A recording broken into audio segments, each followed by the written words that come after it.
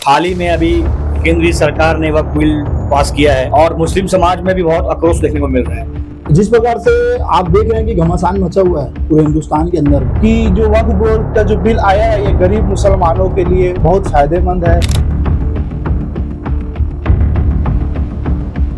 देश में हाल ही में अभी केंद्रीय सरकार ने वक्फ बिल पास किया है। मुस्लिम समाज के बड़े लीडर, मुस्लिम की सब तंजीमें लगातार विरोध प्रदर्शन कर रही है। अवाम, जो भारत की अवाम है, वो इसकी मतलब तारीफ कर रही है।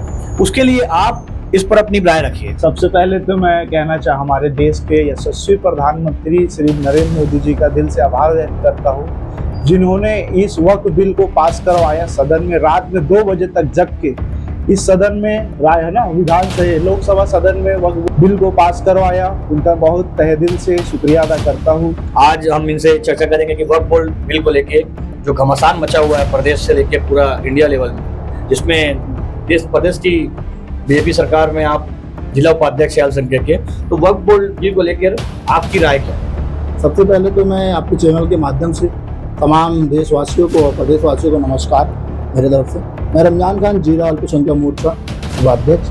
जिस प्रकार से आप देख रहे हैं कि घमासान मचा हुआ है पूरे हिंदुस्तान के अंदर वक्फ बोर्ड बिल को लेकर, ये एक अपने आप में एक उपलब्धि है, क्योंकि मुस्लिम समाज जिस प्रकार से मतलब पढ़ाई के क्षेत्र में पीछे था, गरीबी के क्षेत्र में है और बेरोजगारी के क्षेत्र में सबसे आगे है। उसके लिए जो हमारे बड़े बुजुर्ग जो थे हमारे समाज के, जिन्होंने अपनी ज़मीनों को दान किया था, मुसलमानों के लिए दान किया था उन्होंने, किन्हीं ने 100 एकड़, किसी ने 500 एकड़, किसी ने 200 एकड़, ऐसी जमीनें करीब कई एकड़ इन्होंने मुस्लिम समाज को दी।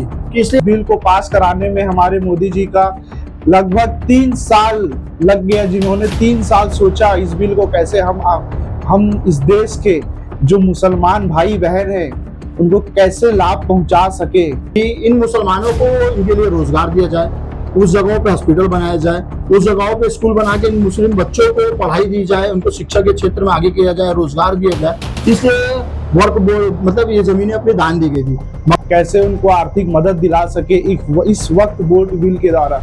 क्या है, ज्यादातर अमूमन होता क्या है, बहुत सारे हमारे जो समाज के कौम के जो ठेकेदार लोग हैं बैठे हैं, जो काबिज करके बैठे पूरे दुरुपयोग किया उस जमीनों में अपने भाइयों को, अपने रिश्तेदारों को जमीनों को बेची और बेचकर उसमें उनको रोजगार दिया गया, ना कि मुसलमानों को दिया गया। भाई, आपकी बात पे काटना चाहता हूँ। आपने बोला कि जमीनों को बेच दिया गया, ये कर दिया गया। तो अभी तक की सरकार, जैसे प्रदेश की सरकार बनी है, आज 1 साल से ऊपर बीजेपी सरकार को हो गया है, आज तक वक्फ बोर्ड ने क्या एक्शन इस पर लिया है? मदरसा में, दरगाह में, मस्जिदों में, इदाराओं में उन लोग क्या करते हैं, पूरे अपने घर की रोटी चला रहे हैं, कहीं उसका फायदा नहीं दे रहे हैं, पूरा किराया वसूल कर रहे हैं उस बिल। और इससे क्या होगा, वक्फ बोर्ड बिल पास होने से इन लोग को क्या होगा कि अब उन लोग को कोई दिक्कत नहीं होगा, उसका पूरा लाभ मुस्लिम समाज को मिलेगा। जैसे कि लोग बोल रहे हैं कि वक्फ बिल से मस्जिदों की, कब्रिस्तानों की और दरगाह की जमीन छीन ली जाएगी, उसको लेकर आपने कुछ बात बताइए। कुछ नहीं है, जगह की, कब्रिस्तान की, मदरसों की, मस्जिद की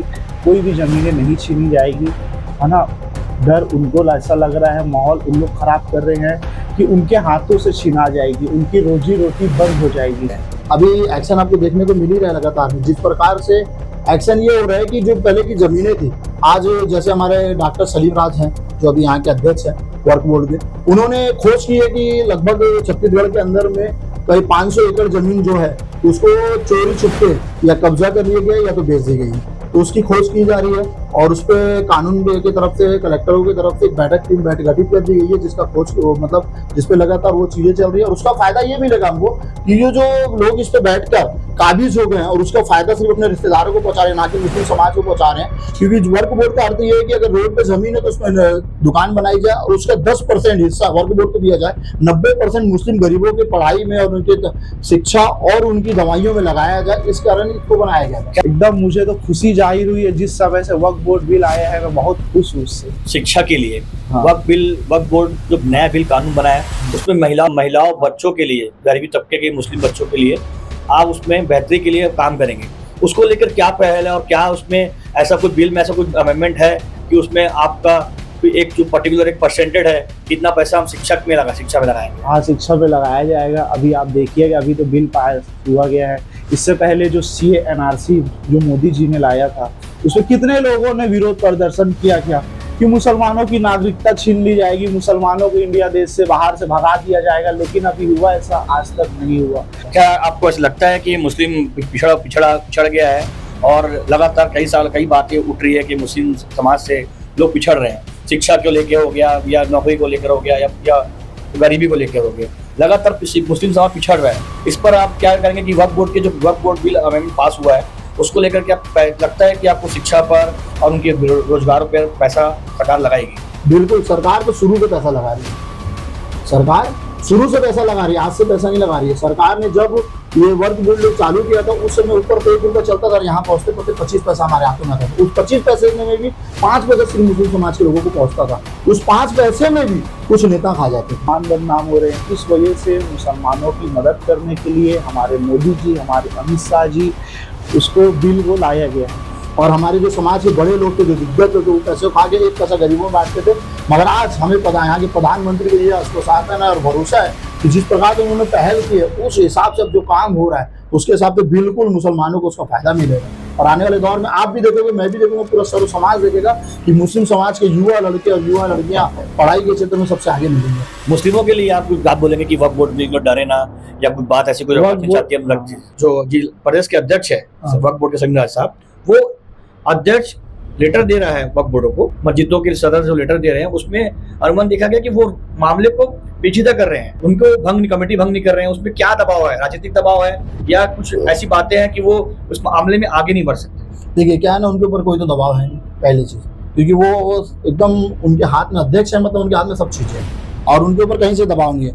वो सोच रहे हैं जो चीजें साधारणता से हो सकती है उसको ज्यादा हाईलाइट या उपद्रव करके नहीं करना चाहिए। क्योंकि जिस प्रकार से आपने पूछा मुझसे कि मस्जिदें जो है, जो इदारे हैं, वो लगातार उसकी चीजें के वक्फ बोर्ड तक जा रही है, कहीं ना कहीं विवाद की स्थितियां पैदा हो रही है और कहीं ना कहीं चुनाव उसमें नहीं हो रहा है। वो चुनाव नहीं होने का कारण भी यही है कि हमारी जो समाज के जो ठेकेदार है, जो वहाँ पे काबिज है, वो अपनी एक टीम गठित कर लिया। उस टीम गठित करने के साथ साथ जो उसके खिलाफ उनके आवाज उठा रहे हैं उनको दबाने का प्रयास करते हैं। तो वो जो दबे हुए लोग हैं वो वक्फ अध्यक्ष के पास जा रहे हैं और अपनी समस्या को बता रहे हैं, क्योंकि उनको पूरा भरोसा है। इससे पहले जो अध्यक्ष है उनकी बातों को नहीं सुनते थे, मगर डॉक्टर सलीम राज वो लोगों की बातों को सुन रहे, तभी तो लोग उनके तक पहुंचे। आज से पहले आपने अपने संज्ञान में देखा है कि वक्फ बोर्ड के अध्यक्ष आपके पास इतनी तादाद में मस्जिदों के सदर या कमेटी लोगों ने पहुंचा, क्या आपने देखा कभी? नहीं, ये तो अभी अनुमान देखा जा रहा है कि अभी हाल फिलहाल में हो रहा है, लेकिन मेरा सवाल था जो उसमें आपने विस्तार से बात रखी। बहुत अच्छा काम किया जाएगा, बस इतना ही कहना चाहता हूँ। आपका नाम?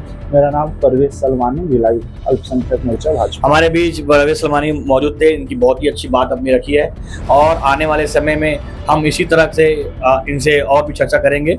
हमारे बीच अल्पसंख्यक मोर्चा के जिला अध्यक्ष रमजान खान मौजूद थे और इन्होंने अपनी बात संकलित रखी।